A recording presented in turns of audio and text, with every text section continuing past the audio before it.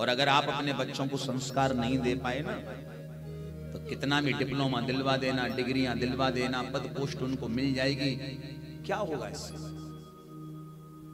जो बच्चा संस्कार विहीन है वो अपना जीवन भी श्रेष्ठ नहीं बना सकता, तो आपका क्या खाक बनाएगा? मैं सब माताओं पिताओं से एक ही निवेदन किया करता हूं, जितने माता पिता यहां बैठे हैं, बच्चों को पहले संस्कार की पढ़ाई सिखाओ। सेवा क्या है? अब देखो हमारे भागवत कथा परिवार में जब बच्चे हमने देखे जब आते हैं, बाल्टियां उठा उठा के कोई रोटी परोस रहा है, कोई सब्जी परोस रहा है, कोई सेवा कर रहा है, कितना अच्छा लगता है। ये सेवा ही संस्कार है। हम यहाँ जब दर्शन करते हैं कि सब लगे होते हैं सेवा में, कोई बर्तन सफाई करा रहा है, कोई झाड़ू लगा रहा है, कोई कुछ कर रहा है, ये सेवा है। और ये हमें सिखाना है बच्चों को। आज हमारे बच्चे अनभिज्ञ हो रहे हैं सेवा से। हम लोग तो सेवा कर रहे हैं, सेवा करते करते बड़े हुए हैं और सेवा करते ही करते सब कुछ प्राप्त हुआ है, लेकिन बच्चे विहीन होते जा रहे हैं। बच्चों को यही शिक्षा देनी, बेटा यही हमारा सब कुछ है। हमारे एक संत कहा करते थे कि बेटा जमीन पर बैठोगे तो कभी गिरोगे नहीं। ध्यान से सुनना, जमीन पर अगर जब तक आप बैठे गिर नहीं सकते। अगर कहीं चक्कर आ भी जाएगा और लुढ़क भी जाओ तो चोट नहीं आएगी, पक्की बात। वो सोफा पे बैठे हो, गद्दी पे बैठे हो और बैठे बैठे कहीं लुढ़क गए तो खोपड़ी फूटनी। इसलिए संत कहते हैं कि जमीनी स्तर से ही अपना कैरियर हमको शुरुआत करना चाहिए। ये नहीं कि हम बस थोड़ा पढ़ लिए लिख लिए, अब हमको लगता है कि बहुत बड़ा पद एकदम मिल जाए, उसको आप संभाल नहीं पाओगे। पर जमीनी स्तर से जो व्यक्ति चलता है धीरे धीरे, उसके जीवन में न कभी अभिमान आता है, न कोई परेशानी होती है। तो सबसे बड़ी बात है बच्चों को संस्कार देना। हम प्रयास करें हमारे बच्चे भागवत कथा परिवार से जुड़े रहें हमेशा के लिए।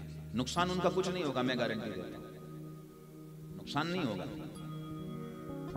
वृंदावन में आएंगे, कथा में आएंगे तो कुछ लेकर ही जाएंगे, खाली हाथ नहीं जाएंगे। और मुझे लगता है इन बच्चों के जीवन में अगर कथा से 2-4 बातें भी जीवन में इनके प्रवेश कर जाए तो आप समझना कि आपके जीवन की तपस्या, आपके जीवन की कमाई सफल हो गई। बोलो जय श्री राम। यही जीवन है और राम कथा से जीवन को बनाना है। पढ़ाइयां करें, डिग्रियां लें, डिप्लोमा लें, कुछ भी करें, लेकिन कथा के माध्यम से बच्चों को संस्कार जरूर दिलाओ। ये हमारा संकल्प और अधिकार होना चाहिए। तो बच्चों को क्या चाहिए? ज्ञान। ज्ञान क्या है? बोले सही क्या है, गलत क्या है, ये ज्ञान।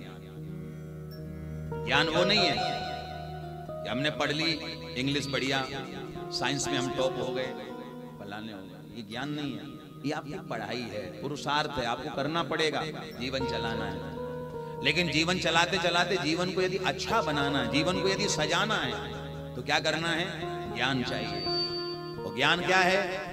बिनु सत्संग विवेक न होई, बिनु सत्संग विवेक न होई, राम कृपा बिनु सुलभ न सोई, राम कृपा बिनु सुलभ न सोई, राम कृपा बिनु सुलभ न सोई, राम कृपा बिनु सुलभ न सोई, बिनु सत्संग विवेक न होई, बिनु सत्संग विवेक न होई, विवेक न होई, विवेक न होई। कई लोग कहते हैं महाराज बच्चे को बहुत समझाते हैं, पागल है, सुनता नहीं। अरे क्यों नहीं सुनेगा? लाओ तो सही सत्संग में। सत्संग की महिमा आगे भी लिखी है। बिना सत्संग के ज्ञान नहीं होता। अब आपको लगे कि आपका बच्चा पागल है, पागल माने मतलब वो सुनता नहीं है। पागल माने कपड़े थोड़ी फाड़ रहा है अपने। फिर पागल का मतलब क्या? बोले आप अच्छे कार्य के लिए कह रहे हैं पर वो सुन नहीं रहा है, सुन नहीं रहा है महाराज। अब नहीं सुन रहा है तो क्या करें? हमारे जिला भिंड मध्य प्रदेश से अटेर क्षेत्र के बड़े ही प्रसिद्ध भगवान शिव गौरेश्वर नाथ के पुजारी श्री सतीश गोस्वामी जी महाराज यहाँ पधारे। एक बार तालियों से उनका अभिनंदन करें, जोरदार तालियों से स्वागत करें।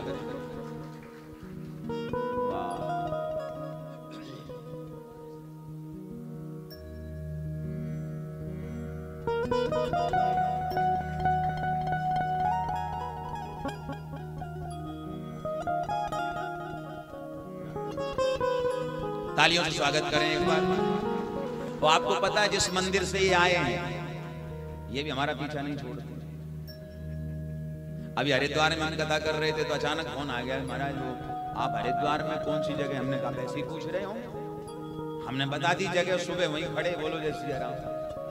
वाह, हमने कहा गंगा मैया की कृपा हो गए, शंकर जी के भक्त हैं और गंगा मैया की कृपा से आ गए। जिस मंदिर से आप आए हैं उस मंदिर की विशेषता आपको बताऊं।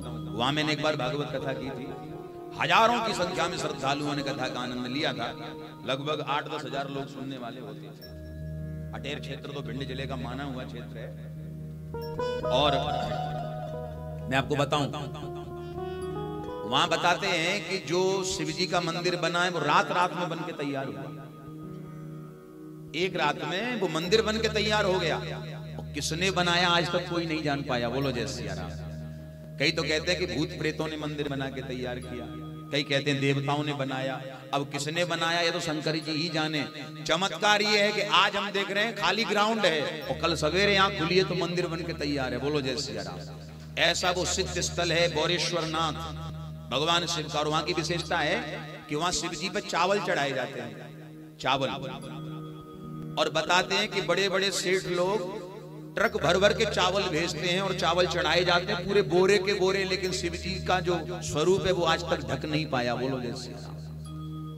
कुंटलों के हजारों कुंटल चावल उन पर चढ़ा दिए जाते हैं लेकिन शिवलिंग ढकता नहीं। बोलो जय सिया राम। ऐसे भगवान शिव हैं, बोरेश्वर नाथ हैं।